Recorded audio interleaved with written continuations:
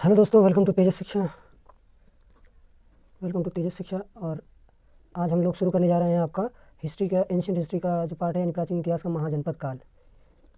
और आप लोग इस चैनल को सब्सक्राइब कर लीजिए, तेजस शिक्षा को, ताकि आपको बाकी आगे की जो जितनी भी नोटिफिकेशन है और जितने भी ज़रूरी बातें हैं वो आपको पता चलती रहें। चलिए, हम लोग ज़्यादा टाइम वेस्ट ना करते हुए हम लोग शुरू करते हैं। महाजनपद काल। महाजनपद काल जो है ये द्वितीय नगरीय क्रांति का काल था। तो पहली नगरीय क्रांति का कौन सा काल था? पहली नगरीय क्रांति, यही पेन सेलेक्ट कर लीजिए। पहली नगरीय क्रांति थी आपकी नगरीय क्रांति, बताइए। मैंने पिछले लेक्चर में बताया हुआ, पहली नगरीय क्रांति थी सिंधु घाटी सभ्यता, क्योंकि जो वैदिक सभ्यता थी वो तो हमारी ग्रामीण सभ्यता थी। सिंधु सभ्यता पहली नगरीय क्रांति थी। और ये जो है आपका महाजनपद काल है, ये द्वितीय नगरीय क्रांति का काल था। ठीक है। और इस काल में गंगा यमुना के द्वार में कुल 16 महाजनपदों का उदय हुआ। देखिए यहाँ पर आप देखेंगे भी, ये रहा आपका काशी, मगध, इसी तरीके से कुल 16 जनपदों का उदय हुआ है यहाँ पर। ये रहा आपका मगध, ये आपका चेदी, ये आपका अस्मक, अवंती, इसी तरीके से ये हखमनीद अम्पायर था इधर, ये आपका कुरु, इसी तरीके से कुल ये जो गंगा यमुना, ये गंगा यहाँ से आती है इस तरीके से, और ये यमुना आपकी, इस मैदान में कुल 16 जनपदों का उदय हुआ था। और इन 16 महाजनपदों के बारे में जानकारी हमें कहाँ से मिलती है? इन 16 महाजनपदों के बारे में जानकारी हमें बौद्ध ग्रंथों और जैन ग्रंथों से मिलती है। बौद्ध व जैन ग्रंथों से मिलती है। तो चलिए हम लोग एक एक करके सारे जनपद को, देखिए मैंने दे रखा है, और एक एक करके हम सारे जनपद के बारे में पढ़ेंगे। ठीक है, पढ़ेंगे और जानेंगे। देखिए पहला है अंग जनपद। अंग आपका कहाँ किस एरिया में था? ये भागलपुर व मुंगेर के, भागलपुर व मुंगेर क्षेत्र में था। बिहार का जो आपका भागलपुर और मुंगेर वाला क्षेत्र है, बिहार में, बिहार का। और इसकी राजधानी क्या थी? इसकी राजधानी थी चंपा। राजधानी थी इसकी चंपा। इसकी राजधानी चंपा थी। और अंग का शासक ब्रह्मदत्त था। यहाँ का शासक कौन था? शासक यहाँ का, पेन थोड़ा मोटा करने दीजिए। यहाँ का शासक ब्रह्मदत्त था। ब्रह्मदत्त था यहाँ का शासक, जिसने मगध के राजा भट्टिय को युद्ध में हराया था। ब्रह्मदत्त ने किसे हराया था? मगध के शासक भट्टिय को। अभी आप लोग चल के एक एक मगध के शासकों के बारे में देखेंगे और मगध के बारे में विस्तार से देखेंगे। मगध के शासक भट्टिय को हराया था इसने, भट्टिय को हराया अंग के शासक ने। फिर है आपका मगध। मगध कहाँ था आपका? मगध आपका था पटना में। मगध का जो इलाका था वो कहाँ था? पटना। ये आपका पड़ता था पटना। पटना बिहार में पड़ता है आपका, पटना बिहार में। और इसकी राजधानी कहाँ थी? इसकी राजधानी, पटना की राजधानी कहाँ थी? पटना की राजधानी आपकी थी गिरिव्रज। इसकी राजधानी इसकी गिरिव्रज थी। गिरिव्रज कहाँ स्थित था? राजगीर की पहाड़ियों पर। फिर है आपका वज्जी। और इस पर कितने शासन किया था? अलग अलग वंशों ने शासन किया था। उसके बारे में हम लोग भी आगे चल के पढ़ेंगे। वो कौन कौन से वंश थे? तो जैसे आपका हर्यक वंश था, हर्यक वंश। फिर उसके बाद आपका किसने शासक किया? शिशुनाग वंश। फिर आपका नंद वंश के बाद मौर्य वंश। और मौर्यों के बाद आपने किसने शासक किया? कन्नौ वंश ने शासक किया। और इन सब के बारे में एक एक के बारे में विस्तार से पढ़ेंगे मगर आगे चलकर। फिर उसके बाद आपका आता है तीसरा नंबर वज्जी वाला क्षेत्र आपका कहाँ था? ऊपर मैंने मैप में दिखाया था, और अभी आपको पूरा अच्छे से दिखाऊंगा दोबारा से मैप। ठीक है। वज्जी आपका था मुजफ्फरपुर में।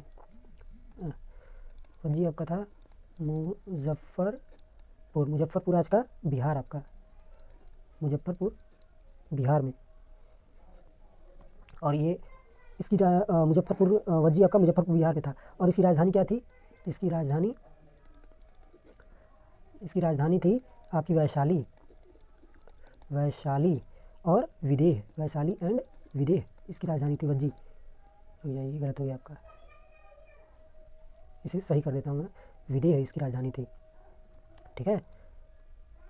फिर आपका आता है इसमें कुल 8 कुल थे। वज्जी में कुल 8 कुल थे। इसमें कुल 8 कुल थे।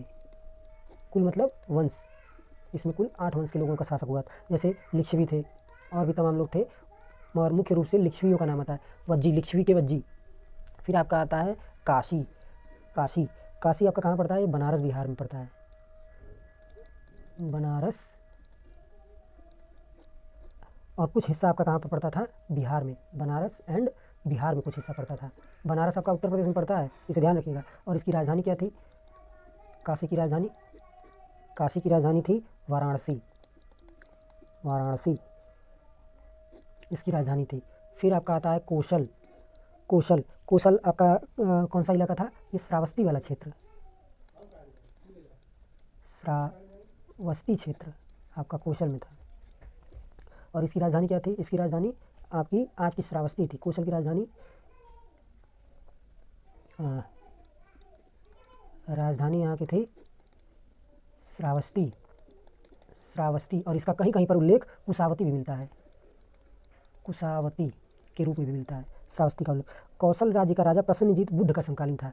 बुद्ध का समकालीन, इस यहाँ का कौशल राज्य का राजा कौन सा था? बुद्ध का समकालीन। ये आपका एग्जाम में पूछा हुआ है, समकालीन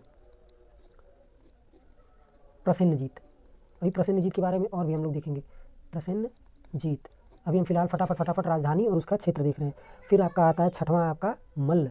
मल्ल जो थे वो कहाँ के थे? मल्ल आपका जो था वो कुशीनगर के आसपास का क्षेत्र था। ये आपके कुशीनगर के आसपास का क्षेत्र मल्ल राज्य के अंतर्गत था। ठीक है। और इसकी राजधानी कहाँ थी? इसकी राजधानी थी कुशीनगर ही। मल्लों की राजधानी कुशीनगर थी, कुशीनगर, मल्लों की राजधानी कुशीनगर। और यहाँ पर बुद्ध की मृत्यु हुई थी। बुद्ध को निर्वाण, महापरिनिर्वाण यहीं पर मिला था। बुद्ध की मृत्यु कहाँ हुई थी? कुशीनगर में ही। और किनकी मृत्यु हुई थी? बुद्ध की मृत्यु मल्ल जनपद में ही। और किनकी मृत्यु थी? महावीर स्वामी की भी मृत्यु यहीं पर हुई थी, मल्ल राज्य में ही। महावीर स्वामी, इनके बारे में भी हम लोग एकदम डिटेल में पढ़ेंगे मगर आगे। अभी हम फटाफट केवल ये देखते जा रहे हैं कि राजधानी और उनका क्षेत्र कहाँ था। अब आता है आपका सातवां वत्स। वत्स का इलाका कहाँ था? इलाहाबाद के आसपास का, इलाहाबाद के आसपास का क्षेत्र के आसपास का जो क्षेत्र था वो वत्स महाजनपद के अंतर्गत आता था। इसकी राजधानी क्या थी? वत्सों की राजधानी थी कौशाम्बी, कौशाम्बी। ठीक है। और बुद्ध के समय यहाँ पौरु वंश का शासक था। और उदयन यहाँ का प्रतापी राजा था जिसने अवंती की राजकुमारी वासदत्ता से शादी की थी। यहाँ का प्रतापी राजा उदयन था, उदयन। और बुद्ध के समय यहाँ किसका शासक था? किसका शासन था? बुद्ध के समय यहाँ पर पौरु वंश का शासक था, पौरु वंश का शासन था बुद्ध के समय। और उदयन जो था, उदयन ने किससे शादी की थी? अवंती की राजकुमारी वासदत्ता से। अवंती की राजकुमारी शादी की थी, अवंती की राजकुमारी वासदत्ता, वासदत्ता। अभी आप लोग एकदम ध्यान से देखिएगा, आगे पूरा एकदम आपको डिटेल पढ़ाएंगे। वासदत्ता। फिर आपका है कुरु। कुरु आपका क्षेत्र कहाँ था? कुरु आपका मेरठ, ये था मेरठ, दिल्ली, मेरठ, दिल्ली और थानेश्वर वाला क्षेत्र। थानेश्वर में अभी एक बहुत ही महान वंश होगा, पुष्यभूति वंश, उसके बारे में भी हम लोग पढ़ेंगे मगर आगे। थानेश्वर का क्षेत्र, ठीक है। इनकी राजधानी कहाँ थी? राजधानी इनकी थी इंद्रप्रस्थ, इंद्रप्रस्थ और हस्तिनापुर, हस्तिनापुर। इनकी राजधानी इंद्रप्रस्थ और हस्तिनापुर। बुद्ध के समय यहाँ कौरवों का शासन था।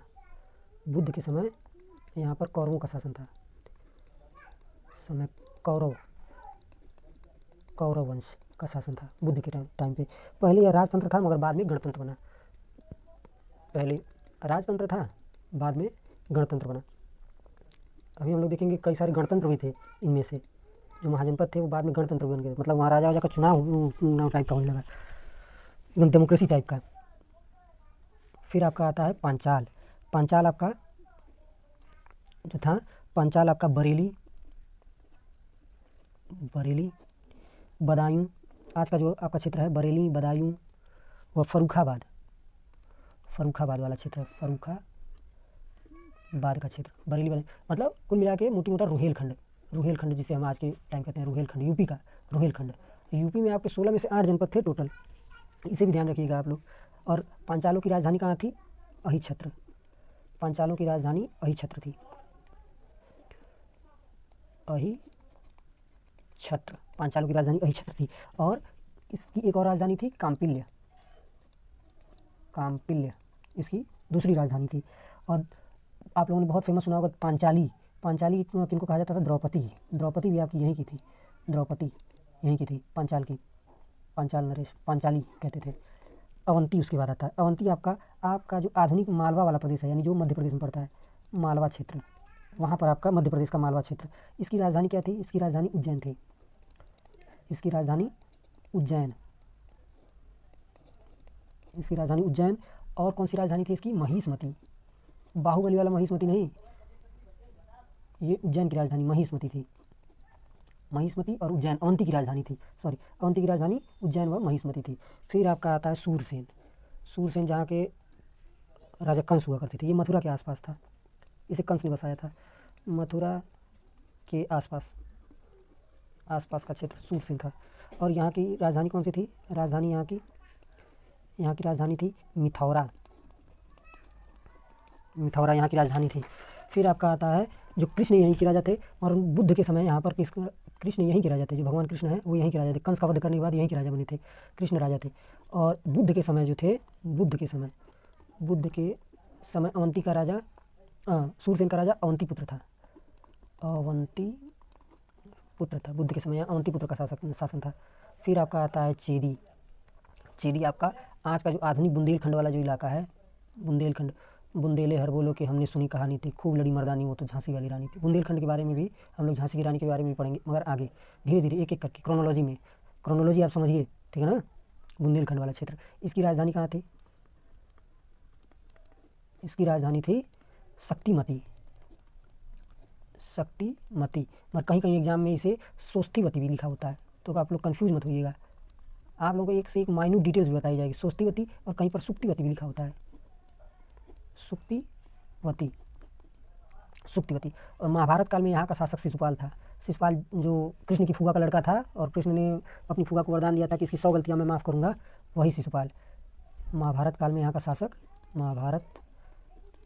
शासक जो था वो शिशुपाल था। शिशुपाल, आप लोगों ने महाभारत देखी होगी तो शिशुपाल को जानते होंगे। फिर है आपके मत्स्य, मछली वाले मत्स्य नहीं, ये मत्स्य महाजनपद है। मत्स्य कहाँ किस इलाके में था? जयपुर, आपका जो आज का राजस्थान का जयपुर है, पिंक सिटी। जयपुर, जोधपुर और आपका अलवर जो वाला इलाका है, अलवर, ये वाला जो इलाका है वो मत्स्य के अंतर्गत था। इसकी राजधानी क्या थी? इसकी राजधानी थी विराटनगर। मत्स्य की राजधानी विराटनगर, ठीक है। फिर है आपका अस्मक। अस्मक जो है ये कहाँ बसा था? ये गोदावरी नदी के किनारे, ये दक्षिण भारत में था। ये गोदावरी के आसपास था, गोदावरी नदी के आसपास।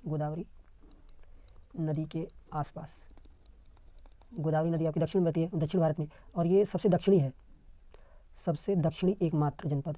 सबसे दक्षिणी अगर पूछे आपसे तो यही है, सबसे दक्षिणी एकमात्र जनपद, एकमात्र महाजनपद आपका अस्मक था, ठीक है। और अस्मक की राजधानी पोटील, राजधानी इसकी थी पोटील या पोतना या प्रतिष्ठान भी कहा जाता है इसको। प्रतिष्ठान ज़्यादातर लिखा हुआ मिलेगा या पोटील ज़्यादातर लिखा हुआ मिलेगा, तो आप लोग देख लीजिएगा। प्रतिष्ठान ऐसे नहीं, प्रतिष्ठान, ठीक है। प्रतिष्ठान इसकी राजधानी हो गई। फिर आपका आता है गांधार। आपका गांधार वही मामा शकुनी वाला गांधार, जो गांधारी थे, उनके जो अंधे थे, क्या नाम था उनका, दुर्योधन की माता, उनको कहा जाता था, वो गांधार की ही थी। और शकुनी भी जो भी था वो भी गांधार का ही था। इसकी राजधानी कहाँ? ये किस इलाके में पड़ता है? अभी ये पेशावर, पाकिस्तान का जो पेशावर वाला इलाका, पेशावर और रावलपिंडी, पेशावर और रावलपिंडी वाला जो क्षेत्र है, इसकी राजधानी कहाँ थी? गांधार की राजधानी तक्षशिला थी। तक्षशिला, वही तक्षशिला जहाँ पर अशोक जो था वो विद्रोह को दबाने के लिए गया था, फिर उसके बाप ने उसको वहीं पे भेज दिया था दंड के रूप में। पुष्प कलावती, तक्षशिला व पुष्प कलावती। और अशोक को वहाँ भेजना उसके लिए वरदान साबित हो गया दंड के बजाय। और वहीं पर अशोक ने अपना अच्छे से अपने आप को निखारा। कंबोज आपका सबसे उत्तरी, ये अफगानिस्तान वाले इलाके में पड़ता है, सबसे उत्तरी जनपद था कंबोज आपका, सबसे उत्तरी। सबसे दक्षिणी कौन था आपका? बताइए सभी लोग कमेंट में। सबसे दक्षिणी था अस्मक और सबसे उत्तरी है आपका कंबोज। और अस्मक की राजधानी आपको मैंने क्या बताई थी? पोटली, पोटना या प्रतिष्ठान। और कंबोज जो है वो सबसे उत्तरी है, उत्तर की तरफ। अभी मैं आपको मैप भी दिखाता हूँ, रुक जाइए। मैप, सबसे उत्तरी महाजनपद सबसे उत्तरी महाजनपद है। और इसकी राजधानी कहाँ थी? सॉरी, थोड़ा खिड़की खुली रह गई। राजधानी इसका हाटक थी, हाटक या राजपुर, हाटक व राजपुर इसकी राजधानी थी। इन सभी में जो था सबसे शक्तिशाली मगध था। रुक जाइए, मैप आप लोगों को दिखाने दीजिए एकदम अच्छे से, तब आप लोग और जितने भी मैंने बताए उन सबको देख लीजिएगा आप लोग, ठीक है। ये थोड़ा बड़ा करने दीजिए। देखिए ये रहा आपका, ये इतना भी बड़ा नहीं कि दिखे ही ना, हाँ देखिए ये रहा आपका मगध यहाँ पर है, मिटाने दीजिए, है ना। ये रहा आपका मगध आप लोग देख ही रहे होंगे। देखिए ये रहा मगध, ये तो काला ही हो गया, हद है। चलिए वैसे ही देख लीजिए, मगध हो गया। और ये फिर आपका कौशल, मल्ल, वज्जी, अंग, चेदी, अस्मक सबसे उत्तर में आपका, कंबोज सबसे आपका अस्मक आपका सबसे दक्षिण में दिख ही रहा होगा। मैं थोड़ा ऊपर करें, फिर आपका है कंबोज सबसे एकदम ऊपर में, देखिए यहाँ पर है बैठा, सबसे ऊपर एकदम कंबोज है। और इसी तरह उसके बाद आपका कुरु है यहाँ पर, फिर आपका अवंती यहाँ पर है, अस्मक, चेदी, वत्स, पांचाल, सूरसेन, मथुरा, मत्स्य, यहीं पर कौशल है, मल्ल है, वज्जी है, मगध है आपका ये रहा, अंग आपका ये रहा, इसी तरीके से था, ठीक है। और धीरे धीरे जो है इनमें सबसे शक्तिशाली मगध, वत्स व कौशल व अवंती थे तथा मगध लौह की प्रचुरता, ये मगध वाला इलाका था, यहाँ पे लोहा बहुत मिलता था। आपके आज के समय में देख लीजिए जो लोहा हुआ है वो यहाँ पर बहुत ज़्यादा निकलता है। छत्तीसगढ़ के इलाका जो है लोहे की प्रचुरता के कारण अंत में मगध सबका बाप बन गया। सबको टिकाना, इन सबको अब मिला लेगा पूरा, ही सब टिकाना यखमनी रंपार है पूरा लिए हुए ले लेता है, पूरा ही सब एकदम फैल जाता है अशोक के समय। और मगध राज्य का गठन किसने किया था? बिंबिसार ने किया था। आप लोग इंपॉर्टेंट नोट कीजिएगा, इसका गठन बिंबिसार ने किया था, मगध का बिंबिसार ने इसका गठन किया था। और राजगीर को, अपनी बिंबिसार की राजधानी कौन सी थी? राजगीर। मगध की राजधानी बिंबिसार ने राजगीर को बनाया था। और आइए आप लोगों को एनिमेशन में भी दिखा देता हूँ मैं अभी, एकदम बेहतरीन से देखिए। ये आपका शुंग डायनेस्टी के समय, फिर नंद डायनेस्टी, फिर चंद्रगुप्त मौर्य के समय, फिर आपका देखिए सभी पूरा ये मगध फैल जाता है। चंद्रगुप्त, फिर बिंबिसार, अशोक के समय इतना, और फिर पुष्यमित्र के समय थोड़ा घट जाता है। मगध देखिए सबसे पहले ऐसे था, फिर बिंबिसार ने, फिर अजातशत्रु, फिर शिशुनाग वंश, फिर नंद वंश, फिर आपका चंद्रगुप्त, फिर चंद्रगुप्त द्वितीय, फिर उसके बाद चंद्रगुप्त मौर्य के समय भी फैला, फिर चंद्रगुप्त मौर्य और अशोक के बाद फिर पुष्यमित्र आए, इस तरीके से फैला था, ठीक है। अब हम लोग चलते हैं एक एक करके, जो वंश आपके हैं, हर्यक वंश, नंद वंश, इन सब के बारे में भी देख लेते हैं। चलिए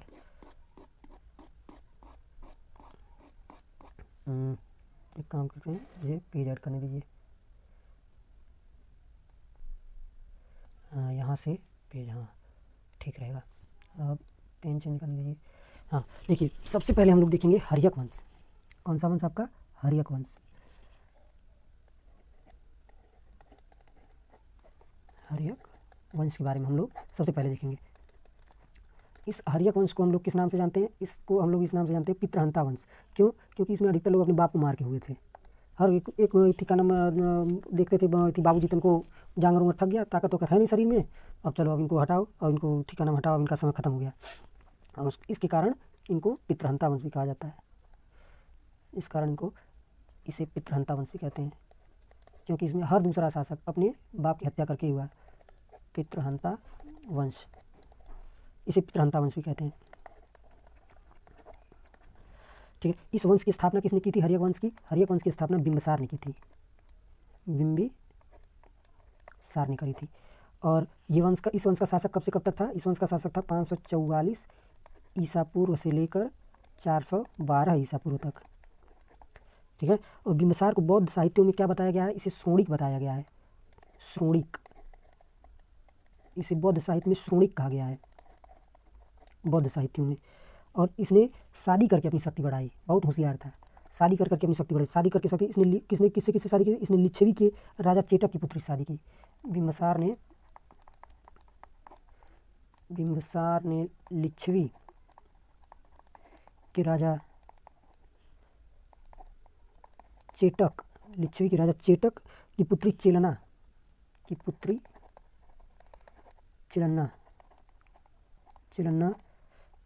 लिच्छवी के राजा चेटक की पुत्री चेलन्ना से पहली शादी की थी, पहली शादी, ठीक है।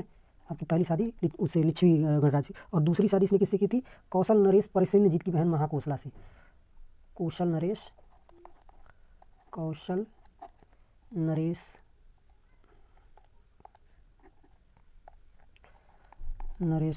प्रसन्नजीत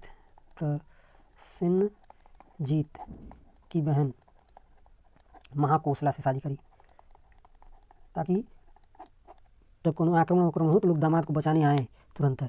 और इसे महाकोसला शादी करने के बाद दूसरी शादी में इसको क्या मिला, काशी दहेज में मिल गया।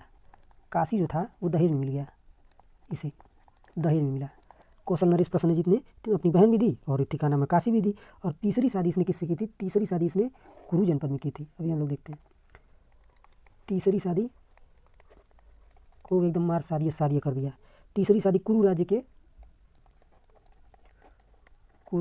के मध्य क्षेत्र की राजकुमारी क्षेमा से शादी करी। क्षेमा से इसने तीसरी शादी करी। और बिंबिसार ने जीवक नामक वैद्य को इसने क्या किया था, दूर देशों के लिए भी, दूर देशों से अच्छे संबंध हो ताकि इस पर कोई आक्रमण न करे। बिंबिसार ने जीवक नामक वैद्य को अवंती के राजा, और इसके बाद तो इसका जब शादी करने लगा, शादी करके इत्ती का नाम इसका खूब मान सम्मान बढ़ गया। तो अवंती में इसने क्या किया, होशियारी से पहले जानता था कि शादी हमारे यहाँ करेगा नहीं, पहले शादी का प्रस्ताव भेजा, नहीं किया। तो फिर उसने क्या किया, उसी समय जो अवंती के राजा चंडू प्रघोत थे उनको पीलिया रोग हो गया। तो उसके पीलिया रोग के इलाज के लिए जीवक नामक वैद्य को भेजा था। जीवक वैद्य को अवंती के राजा, इसी शुद्ध रूप से राजा ऐसा होना चाहिए, अवंती के राजा चंड प्रघोत के दरबार में उनका इलाज करने के लिए भेजा था, कारण उनको पीलिया हो गया था। और बिंबिसार ने फिर उसके बाद अवंती के बाद मुड़ा अंग की तरफ, बगलिया एकदम पीछे था अंग वहीं जहाँ का कर्ण शासक था, तो अंग की तरफ मुड़ा।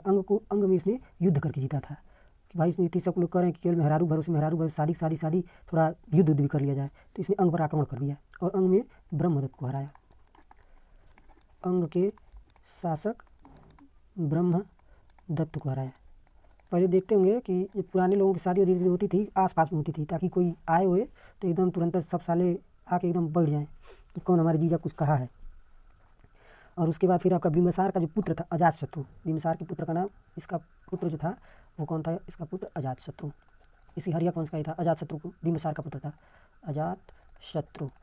आप लोग बताइए इंडियन पॉलिटिक्स में किसको कहा जाता है, चलिए मैं ही बता दूँ, राजेंद्र प्रसाद को कहा जाता है अजातशत्रु बिंबिसार का पुत्र था। अब इनकी हो गई थी उम्र, और जो बिंबिसार का जो पुत्र था अजातशत्रु, इसका शासन कब से कब था, शासन था इसका 492, इसके पिता का शासन था 544 से लेकर 492 तक, और फिर उसके बाद 492 से लेकर 460 ईसा पूर्व तक अजातशत्रु का शासन हुआ। ठीक है, ये बिंबिसार का पुत्र था। इसने अपने पिता की हत्या करके, क्योंकि ये देखता था कि अब बहुत ज़्यादा हो गया, अब पिताजी यहाँ गद्दी छोड़ने का नाम नहीं ले रहे हैं, तो बहुत तकलीफ होता है, जानते हैं जब आप लायक हों और उसकी कोई कदर न करे। मिर्ज़ापुर से मुन्ना भैया से इंस्पायर था ये, तो इसने क्या किया, अपने पिता की हत्या कर दी, हत्या कर सिंहासन हासिल कर लिया, जिसके कारण इसे कुणिक भी कहा जाता है। इसको कुणिक भी कहा जाता है। कुणिक, पूत सपूत का धन संचय, पूत कपूत का धन संचय। इसने कौशल नरेश प्रसन्नजीत पर भी, अपने मामा पे भी हमला कर दिया, और हमला कर उसकी पुत्री वजीरा से शादी कर ली, मामा की बेटी से ही शादी कर ली। ये भी टिकाना उनसे 2 कदम आगे निकला। इसने कौशल नरेश कायस की जब इतनी इसने हत्या कर दी अपने पिता की, तो ये अपना प्रसन्नजीत अपना निकल पड़े जीजा का बदला लेने। फिर तब इत्ती का नाम कहा ठीक है आओ हम तुमको बताते हैं। इनको तो हराइबा किया, इनकी बेटी को भी इत्ती का नाम शादी कर लिया कौशल नरेश कि अब टोकन के रूप में इनको अपनी बेटी छोड़ के जाओ, ताकि दोबारा फिर तुम हमला मत करो। प्रसन्नजीत पर हमला कर दिया, क्योंकि प्रसन्नजीत ने इत्ती का नाम बगावत कर दिया था, और प्रसन्नजीत ने काशी वापस ले लिया। जब इसने अपने पिता की हत्या की तो काशी वापस लेने के लिए हमला किया था। हमला कर उसकी पुत्री वजीरा से शादी कर ली, पुत्री वजीरा मामा की लड़की से शादी कर ली, वजीरा से शादी कर ली। फिर उसके बाद अजातशत्रु ने वज्जी पर अपने सलाहकार वत्सकार की मदद से कूटनीति के द्वारा मगध में मिला लिया। इसने किसको, वज्जी को इसने क्या किया, सलाहकार जो इसका था, इसका वज्जी को वत्सकार नामक इसका सलाहकार था, इसको सलाह वगैरह देता था, दोस्त टाइप का था। उसकी मदद से इसने कूटनीति के द्वारा, कूटनीति के द्वारा वज्जी को अपने में मिला लिया, चाल चल के कूटनीति द्वारा मगध में मिला लिया। आप लोग नोट्स बना लीजिएगा अपने हिसाब से, मिला लिया। फिर इसने क्या किया, इसके द्वारा और कौन कौन से काम किए गए, इसने अजातशत्रु ने जैन व बौद्ध धर्म दोनों को सपोर्ट किया। और अजातशत्रु के शासनकाल में 8वें वर्ष महापरिवार उनको बुद्ध को महापरिनिर्वाण प्राप्त हुआ। बुद्ध को इसी के समय इसी के शासनकाल में मल्ल जनपद में, इस कब प्राप्त हुआ था? शासनकाल में 483 ईसा पूर्व में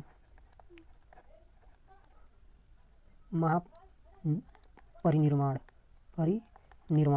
प्राप्त हुआ। उस समय मगध का शासक यही था जब बुद्ध मरे थे, ठीक है। और अजातशत्रु के समय जो था वो, रुक जाइए पेज ऐड करने दीजिए। अजातशत्रु के समय सप्तपर्णी गुफा की कहाँ पड़ती है? राजगिरी में। सप्तपर्णी गुफा जो थी आपकी कहाँ पड़ती थी? राजगिरी में। राजगिरी व पिपलांचल की पहाड़ियाँ, ठीक है। राजगिरी में पहली बौद्ध संगीति आयोजित हुई। राजगिरी में पहली बौद्ध संगीति सप्तपर्णी गुफा में संगीति आयोजित हुई। पहली बौद्ध संगीति इसी के समय आयोजित हुई।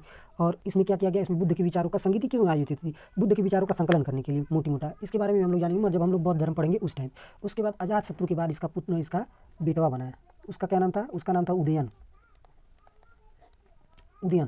अजातशत्रु का बेटा, अजातशत्रु का पुत्र था उदयन, ठीक है। उदयन जो था वो अजातशत्रु का पुत्र था। और इसका शासन कब से कब था? इसका शासन था 460 ईसा पूर्व से 444 ईसा पूर्व तक। और ये भी अपने बाप को मार के हुआ। ये आप जब दादाजी को मारे थे, आप अपने बाप का इज्जत नहीं किया तो हम आपकी काहे इज्जत करें? ये वो अपने बाप को मार के हुआ था। उदयन ने गंगा व सोन नदी के संगम पर पाटलिपुत्र नामक स्थापना की, नगर बसाया। इसने पाटलिपुत्र नगर की स्थापना करी, ठीक है, उदयन ने। और इसको पाटलिपुत्र, पहले बिंबिसार ने इसको राजधानी बनाया था, राजगीर को बनाया था। जब मगध का उसने किया संकलन तो उसने राजगीर को बनाया। मगर उदयन जो था, उदयन ने पटना, आपका आज का पटना जो है, पाटलिपुत्र नगर की स्थापना की और उसके राजधानी बनाया। और राजधानी भी बना लिया कि अब यहाँ से तनिषा घिसकाते हैं हम लोग राजधानी। और पाटलिपुत्र का नाम उससे पहले क्या था? कुसुमपुरा था। जब इसने नगर बसाया उससे पहले उसका नाम कुसुमपुरा था। बाद में उसका नाम पाटलिपुत्र कर दिया। योगी जी से इंस्पायर हुआ थोड़ा, मतलब योगदान भी दिया, ऐसा नहीं कि वहाँ किला उला बनाया फिर उसके बाद तब अपनी राजधानी ले गया। और उदयन की मृत्यु के बाद उसके 3 पुत्र, उदयन से केवल इतना चीज़ आपको जानना, इसके 3 पुत्र हुए। उदयन के 3 पुत्र जो थे, अनिरुद्ध, फिर आपका मुंडक के बाद नागदशक। इन सब तीनों ने एक एक करके शासन किया, अनिरुद्ध, मुंडक और नागदशक। और फिर उसके बाद जो था, नागदशक की हत्या उसके सेनापति शिशुनाग ने कर दी और शिशुनाग वंश की नींव रखी। तो ऊपर करते हैं हर्यक वंश के अंतिम शासक इस वंश का कौन बना? अंतिम शासक नागदशक। और नागदशक की हत्या उसके सेनापति ने कर दी। इसकी हत्या जो था, जो जानते हैं, जब थी क्या नाम है, वो कहावत नहीं है, पूत सपूत का धन संचय, पूत का पुत्र का धन संचय। जो पुरखा पुरनिया थे, पूर्वज सब शादी कर करके बेचारे थी क्या नाम है वो बनाए, ये सब अय्यास हो गए। रुक जाइए, शिशु ऐसे नहीं लिखाएगा। इसके सेनापति शिशुनाग ने हत्या कर दी। शिशुनाग ने हत्या कर शिशुनाग वंश की नींव डाली। इसने अपने नाम से वंश डाल दिया, शिशुनाग वंश की नींव डाली, ठीक है। फिर उसके बाद हम लोग देखते हैं, अब हम लोग नए टॉपिक पढ़ेंगे, शिशुनाग वंश। चलिए, यहाँ से नया टॉपिक आपका शिशुनाग वंश। शिशुनाग वंश। शिशुनाग ने अपने नाम से ही शिशुनाग वंश की स्थापना कर दी। और उसके बाद इसके जो शासक हुए, शिशुनाग ने अवंती राज्य को जो था मगध में मिला लिया। इसने अवंती राज्य को हमला कर मगध में मिला लिया, अवंती को मगध में मिला लिया। इसने अवंती को मगध में मिलाया और वैशाली को अपनी राजधानी बनाया शिशुनाग ने, तथा वैशाली, पाटलिपुत्र से हटाकर वैशाली को राजधानी बनाया, और फिर उसके बाद शिशुनाग ने 400, इसका शासनकाल कब तक था? 412 ईसा पूर्व से लेकर 394 ईसा पूर्व तक इसका शासक था, ठीक है। और 394 ईसा पूर्व में कालाशोक सिंहासन पर बैठा। 394 शिशुनाग के बाद कालाशोक सिंहासन पर बैठा। पर बैठा, कालाशोक। और इसने किसको राजधानी बनाया? कालाशोक ने वापस पाटलिपुत्र को राजधानी बनाया। इसने वापस पाटलिपुत्र को राजधानी बनाया कि वैशाली में आना भूल थी। पाटली, क्योंकि बहुत सारे हमले होने लगे थे, पाटलिपुत्र को राजधानी बनाया, वापस राजधानी अपनी पाटलिपुत्र लेकर चला गया। और कालाशोक ने वैशाली में ही, ऐसा नहीं था कि वहाँ पे छोड़ दिया था, इसने क्या किया? कालाशोक ने वैशाली में आयोजन कराया। किसका आयोजन कराया? द्वितीय बौद्ध संगति का। द्वितीय बौद्ध, इन बौद्ध संगतियों के बारे में हम लोग एकदम डिटेल से पढ़ेंगे, मगर आगे जब हम लोग बौद्ध धर्म पढ़ेंगे, 6वीं शताब्दी के जो धर्म है उनके धार्मिक आंदोलन उस टाइम। और कालाशोक के सेनापति महानंदी, इसके बाद जो थे कालाशोक जो कमज़ोर शासक था, और कालाशोक को अपदस्थ कर महानंदिन ने नंद वंश की स्थापना की। नंद वंश की स्थापना करी। अब उसके बाद हम लोग आते हैं नंद वंश की तरफ। जितना इम्पोर्टेंट है वही मैं आपको बताऊंगा, उससे ज़्यादा नहीं। नंद वंश, और जितना मैं बता दूँ उससे बाहर तो आएगा नहीं। नंद वंश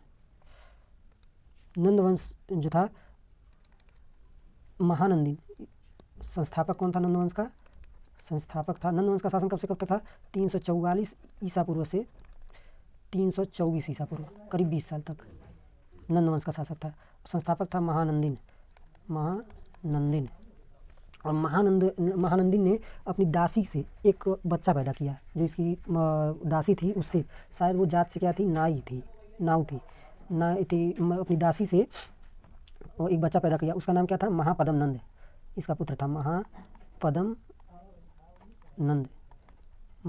नंद था। और महापद्म नंद ने क्या किया? महानंदिन की हत्या कर दी। महापद्म नंद, इसने क्या किया? इसने महानंदिन की हत्या कर दी। इंस्पायर हो गया, इतिहास पढ़ा होगा, पता चला होगा कि हर्यक वंश में लोग इत्तिकाना अपने बाप को मार के इत्तिकाना वो करते थे, तो इसने भी अपने बाप को मार के सिंहासन हासिल कर लिया। महानंदिन की हत्या कर दी। महानंदिन की हत्या करने के बाद खुद शासक बन गया। और महापद्म नंद ने कलिंग पर आक्रमण किया। सर्वप्रथम कलिंग पर आक्रमण के उल्लेख यहीं पर मिलता है। और कलिंग पर आक्रमण किया, और हाथियों के लिए, जिसकी जानकारी उड़ीसा के खारवेल के हाथी गुम्फा अभिलेख से मिलती है। उड़ीसा के खारवेल गुफा अभिलेख से हमें ये जानकारी मिलती है कि इसने कलिंग पर आक्रमण कर दिया था। किस लिए? क्योंकि कलिंग में उस टाइम हाथी बहुत अच्छे मिलते थे, आज भी मिलते हैं। साउथ इंडिया में देखिए हाथियों की नस्ल अच्छी होती है, केरल वगैरह में आप लोग देख लीजिए, उड़ीसा में हाथियों की नस्ल अच्छी होती है। कलिंग पर आक्रमण किया हाथियों के लिए, और इसकी जानकारी खारवेल के हाथी गुम्फा अभिलेख से मिलती है। और महापद्म नंद ने नहरों का निर्माण कराया था। महापद्म नंद ने नहरों का निर्माण कराया था। और पुराणों में इसे एकराट कहा गया है। पुराणों में इसे एकराट की उपाधि दी गई है। पुराणों में एकराट कहा गया है। और इसे एक छत्र, एकराट के साथ साथ इसे एक छत्र के नाम से भी जानते हैं। इसे एक छत्र के नाम से भी जानते हैं। पुराणों में इसे एकराट कहा गया है, और इसे एक छत्र के नाम से भी जानते हैं। और महापद्म नंद के बाद कौन बना? घनानंद शासक बना। महापद्म नंद के बाद घनानंद शासक बना। और इसी ने क्या किया था? घनानंद ने चाणक्य का अपमान किया था। क्यों? क्योंकि उस टाइम जो था वो यूनानी, आपका जो सिकंदर था, वो भारत की सीमा पर आक्रमण के लिए आया था। तो ये गए ठिकाना बताने कि देखिए हम सभी राजाओं को एक होना होगा और हमें उसका मुकाबला करना होगा। परंतु घनानंद ने इनका मजाक उड़ाया, क्योंकि चाणक्य जो थे वो देखने में थोड़ा, उनका चेहरा अजीब था, उतना अच्छा चेहरा नहीं था, उतनी अच्छी पर्सनालिटी नहीं थी, मगर बुद्धि थी। तो उनका अपमान किया और कहा कि अब मुझे एक टकले से या एक कलुए से ठिकाना में राज्य कैसे चलाना ये सीखना होगा। तो उसी तरीके से, और उसके बाद चाणक्य ने क्या किया? चंद्रगुप्त मौर्य को आगे बढ़ाया, और ये नंदवंश का अंतिम शासक बन गया। घनानंद ने चाणक्य का अपमान किया था।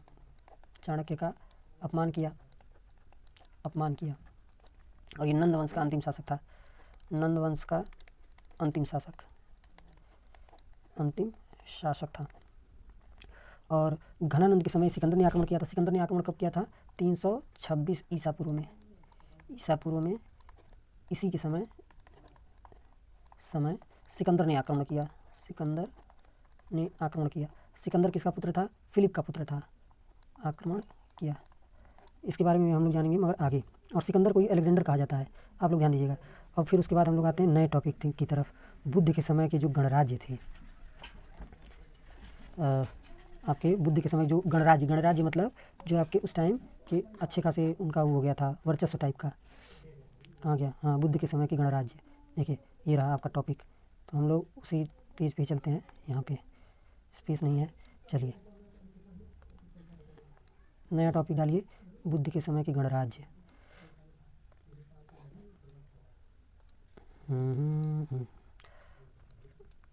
इनसे भी क्वेश्चन पूछ लेता, बुद्ध के समय के गणराज्य, जहाँ पर राजा वंशानुगत नहीं होते थे, इनका चुनाव होता था गणराज्यों में। प्रॉपर डेमोक्रेसी नहीं थी मगर चुनाव होते थे। तो चलिए हम लोग शुरू करते हैं। बुद्ध के समय कितने महाजनपद थे? 16 महाजनपद थे। 16 महाजनपद थे। 16 महाजनपद थे। और दुनिया का सबसे पहला गणतंत्र जो था, आप लोग अमेरिका चिल्लाते हैं, पहला गणतंत्र अमेरिका नहीं है, पहला गणतंत्र आपका लिच्छवी है। लिच्छवी जो था दुनिया का सबसे पहला गणतंत्र विश्व में, लिच्छवी बना था। अगर एग्ज़ाम में अमेरिका दिया हो तो आप लोग अमेरिका चुन लीजिएगा, मगर अपने देश के ऊपर थोड़ा घमंड भी किया जाता है। ये लिच्छवी था जो दुनिया का सबसे पहला गणतंत्र बना। इसकी राजधानी कहाँ थी? लिच्छवी की राजधानी वैशाली थी। इसकी राजधानी वैशाली थी। और नेपाल की तराई में कपिलवस्तु जो था, लिच्छवी गणतंत्र था। और नेपाल की तराई इलाका जो होता है, भूगोल में आप लोग हम पढ़ेंगे, तराई क्षेत्र में कौन सा एक गणतंत्र था आपका? कपिलवस्तु का शाक्य। कपिलवस्तु के शाक्य गणतंत्र था आपका, शाक्य गणतंत्र। फिर आपका गोरखपुर में रामग्राम, जो आपका रामग्राम आपका है गोरखपुर का, रामगढ़ताल आज के टाइम उसी थी गणतंत्र पर्व है। पहले ये माना जाता है कि जो रामगढ़ताल है वही रामग्राम है। गोरखपुर का रामग्राम आपका, क्योंकि मैं गोरखपुर से हूँ। रामग्राम इसे आज के समय में ताल के रूप में दिया गया। रामग्राम के कुलीय का एक और बहुत महत्वपूर्ण महत्व है, मगर अभी हम लोग आगे देखेंगे। कुलीय जो था, कुलीय वंश, ये भी गणतंत्र था, कुलीय गणतंत्र, ठीक है। फिर उसके बाद सुसुमार पर्वत के भग्ग, सुसुमार पर्वत के भग्ग गणतंत्र, ठीक है, सुसुमार के भग्ग। फिर आपका पावापुरी के मल्ल, पावापुरी के जो मल्ल थे वो भी आपके आधुनिक जो कुशीनगर है वहाँ, वो भी आपका गणतंत्र था। पावापुरी के मल्ल, ये भी इनका संसद भवन जो है पडरौना में है। और पडरौना संसद भवन में आज भी जो उस टाइम का मल्ल जनपद का है, वो आपका संसद भवन पडरौना में आज भी उल्लेख है। और इनकी एक बिरादरी थी संथवार मतलब संघों का समूह। और मल्ल जो थे वो राम के भाई लक्ष्मण के बेटे चंद्रकेतु मल्ल के वंशज थे। मल्ल कौन थे? राम के भाई लक्ष्मण के पुत्र थे। इनका क्या नाम था? चंद्रकेतु मल्ल के ये पुत्र के वंशज थे, जो मल्ल वंश था, चंद्रकेतु मल्ल के वंशज। और वैशाली के लिच्छवी जो था वो सबसे बड़ा गणतंत्र था। वैशाली लिच्छवी जो गणतंत्र था ये सबसे बड़ा गणतंत्र था। सबसे बड़ा गणतंत्र वैशाली के लिच्छवी वाला था। और फिर आपके थे मिथिला के